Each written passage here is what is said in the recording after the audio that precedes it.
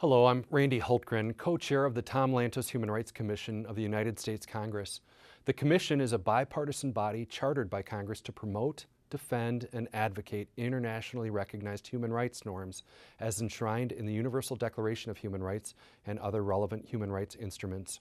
On behalf of myself and co-chair Jim McGovern, I'd like to thank you for the opportunity to address the 40th Annual Forum of Parliamentarians for Global Action. As you gather in Kyiv, we recognize that Ukraine is facing its own human rights challenges. We're grieved by the gross human rights abuses against the civilian populations in the Ukrainian territories who have been affected by armed conflict and foreign occupation. Russian-backed separatist forces have committed politically motivated and forced disappearances and arbitrarily detained numerous people, often subjecting them to torture and harsh prison conditions. As you know, with increasing human rights crises constantly springing up around the world, progress in this kind of work is very challenging. As we seek to find solutions to intractable, complex, and violent situations, I'm reminded that it is impossible to do this work alone. The broad coalitions and partnerships that you are building at the Annual Forum in support of international human rights commitments is vitally important. Our cooperation together on these issues helps to ensure that people around the world are able to access their universal and most fundamental freedoms. We are going to disagree about a myriad of different policy options, but when it comes to human rights, we must speak with one voice. PGA is a great example of this, and we commend your efforts. So let me begin by thanking President Margareta Sederfeld, Chair Victor Bisono, and all the members of Parliamentarians for Global Action for inviting us to participate in this forum.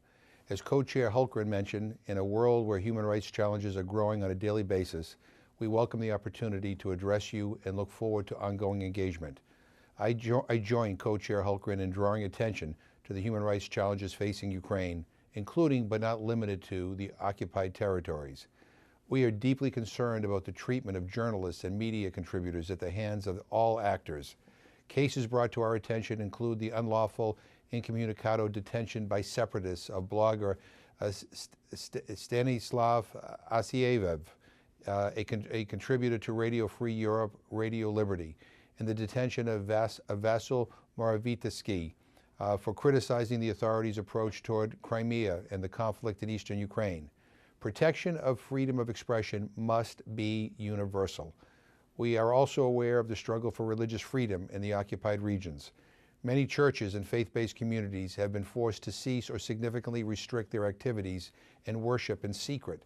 It is very difficult for people to gather in their own house of worship when the building has been seized by occupation authorities or there is threat of persecution. We recognize that corruption and human rights violations are deeply linked.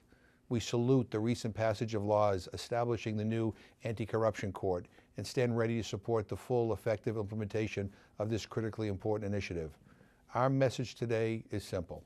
We share a commitment to protecting and defending human rights, ensuring accountability for abuses, and consolidating rule of law everywhere. And we stand with you in your efforts to achieve these ends in Ukraine and globally. So thank you again for this invitation. We look forward to working together to promote universal respect for the human rights and human dignity of all people.